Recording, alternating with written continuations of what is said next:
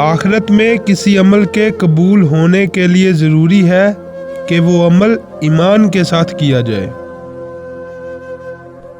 اپنی زبان سے وہی بات کہو جو تمہارے دل میں ہے، اللہ ہر چیز کو جانتا ہے۔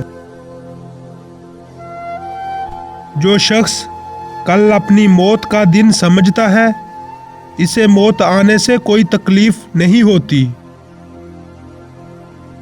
جب مسلمان کا دل اللہ کے ڈر سے کانپتا ہے تو اس کے گناہ ایسے جڑتے ہیں جیسے درختوں کے پتے۔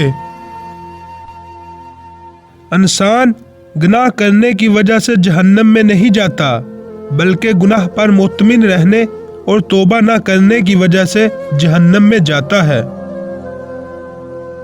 بے شک صدقے کے ذریعے سے اللہ عمر بڑھا دیتا ہے اور بری موت کو دفع فرماتا ہے۔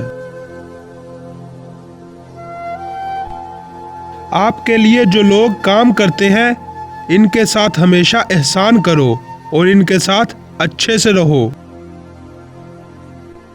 کھانے کو ٹھنڈا کر لیا کرو، گرم کھانے میں برکت نہیں ہوتی۔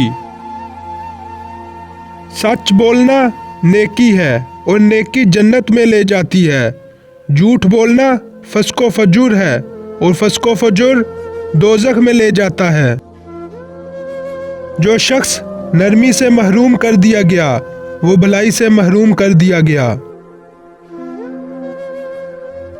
جو کھانے کے بعد برتن کو چاٹ لے گا وہ برتن اس کے لیے استغفار کرے گا۔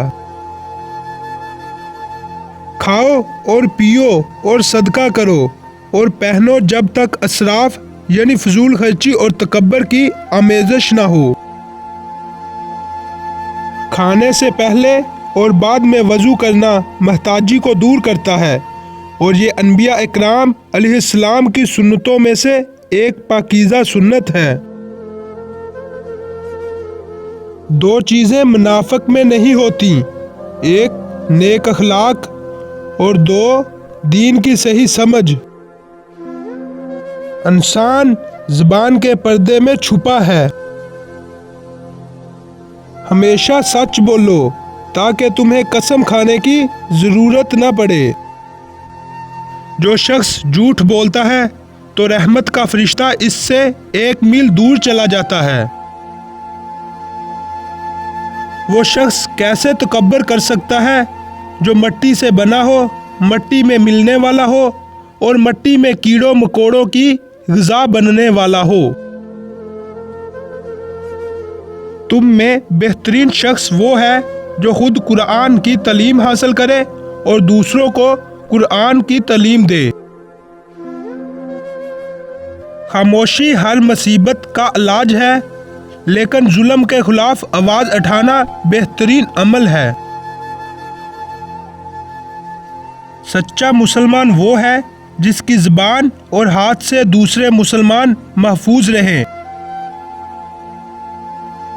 عقل مند اپنے آپ کو پست کر کے بلندی حاصل کرتا ہے اور نادان اپنے آپ کو بڑھا کر ذلت اٹھاتا ہے۔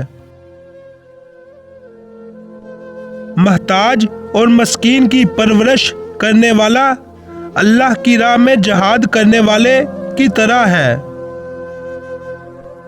دنیا کی ہر چیز کی حفاظت کرنی پڑتی ہے، مگر علم ایک ایسی چیز ہے کہ وہ تمہاری حفاظت کرتا ہے۔